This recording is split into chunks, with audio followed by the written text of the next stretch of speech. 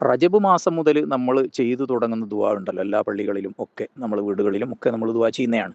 കഴിഞ്ഞ ദിവസം ഞാൻ അതിൻ്റെ ഒരു വീഡിയോ ചെയ്തിരുന്നു. അപ്പോൾ അതിൽ രണ്ട് കാര്യം എനിക്ക് പറയാനുണ്ട്.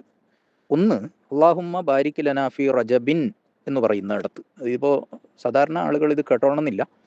അറബിക് ഭാഷാ സംബന്ധിയായിട്ട് പഠിക്കുന്ന വിദ്യാർത്ഥികളൊക്കെ ദീനി ശരീഅത്ത് കോളേജിലോ അല്ലെങ്കിൽ അങ്ങനെ പഠിക്കുന്ന ആളുകൾക്ക് വേണ്ടിയുള്ള വീഡിയോ ആണ് ശരിക്കും ഇത്. അല്ലാത്തവർക്ക് സ്കിപ്പ് ചെയ്ത് പോകാവുന്നതാണ്. അപ്പോൾ അല്ലാഹുമ്മ ബാരിക് ലനാ ഫി റജബിൻ വ ഷഅബാൻ എന്ന് പറയുമ്പോൾ ഫി റജബ വ ഷഅബാൻ എന്ന് ചില പള്ളികളിലൊക്കെ ചില ഉസ്താദുമാർ ദുആ ചെയ്യുന്നത് കാണാം, ഖത്തീബുമാർ. അപ്പോൾ ശരിക്കും പറഞ്ഞു കഴിഞ്ഞാൽ റജബ് എന്നുള്ളതിൽ രണ്ട് അഭിപ്രായമുണ്ട്. നഹവി പണ്ഡിതന്മാർക്ക്, ഭാഷാ പണ്ഡിതന്മാർക്ക് രണ്ട് അഭിപ്രായമുണ്ട്. ഒന്ന്, റജബ് എന്ന് പറയുന്നത് ഷഅബാൻ റമദാൻ ഒക്കെ പോലെ തന്നെ ഗൈറു മുൻസരിഫാണ് എന്നുള്ളത്. അപ്പോൾ അതിൻ പ്രകാരമാണ് ഫി റജബ വ ഷഅബാൻ എന്ന് റജബ് ബാഇന് ഫതഹ് ആക്കിയിട്ട് പറയുന്നത്. ശരിക്കും അത് കസറാക്കേണ്ട സ്ഥലമാണല്ലോ, ഫി റജബിൻ എന്ന് പറയേണ്ട സ്ഥലമാണ്. അപ്പോൾ ഫി റജബ എന്ന് പറയാനുള്ള കാരണം അത് ഗൈറു മുൻസരിഫാണ് എന്ന അഭിപ്രായ പ്രകാരമാണ്. പക്ഷേ അതേ അവസരത്തിൽ ഭൂരിഭാഗം പണ്ഡിതന്മാരും അത് മുൻസരിഫാണ് എന്നാണ് പറഞ്ഞിരിക്കുന്നത്. വേറെ ഒരു കാര്യം അതിൽ ശ്രദ്ധിക്കാനുള്ളത് എന്ന് പറഞ്ഞാൽ, ഒരു വേർഡ്, ഒരു ലഫ്ള് അത് മുൻസരിഫാണ് എന്നും അഭിപ്രായമുണ്ട്, ഗൈറു മുൻസരിഫാണ് എന്നും അഭിപ്രായമുണ്ടെങ്കിൽ നമ്മൾ അതിനെ മുൻസരിഫായിട്ടാണ് കാണേണ്ടത്.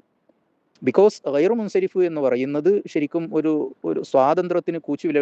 എന്തുകൊണ്ടാണ് അങ്ങനെ കൂട്ടുന്നത് എന്ന് ചോദിച്ചു കഴിഞ്ഞാൽ, റമദാൻ എന്ന വാക്കിൻ്റെ അർത്ഥം അത് കഠിനമായത്, ഭയങ്കര ചൂടുള്ളത്, കരിച്ചു കളയാൻ മാത്രം പ്രാപ്തമായിട്ടുള്ള ചൂടുള്ളത് എന്നൊക്കെ അതിനർത്ഥം. ആ വേർഡിൻ്റെ അർത്ഥം അങ്ങനെയാണ്. റമദാൻ മാസത്തിന് അങ്ങനെ പേര് മുൻകാലത്ത് വെക്കുമ്പോൾ ആ റമദാൻ മാസം വന്നത് വളരെ ചൂട് കൂടിയ സീസണിൽ ആവാം, അതുകൊണ്ടായിരിക്കാം അങ്ങനെ പേര് വന്നത് എന്നൊക്കെ ഭാഷാ പണ്ഡിതന്മാർ രേഖപ്പെടുത്തിയിട്ടുണ്ട്. ഏതായാലും ആ വേർഡിൻ്റെ അർത്ഥം അതാണ്.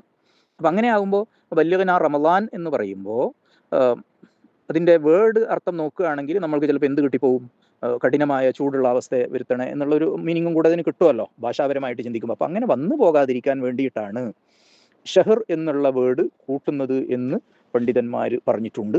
അപ്പോൾ ബല്ലിഗ്നാ ഷഹ്റ റമദാൻ എന്ന് പറയുന്നത് കൂടുതൽ അനുയോജ്യമായിരിക്കും എന്ന് മനസ്സിലാക്കാവുന്നതാണ്.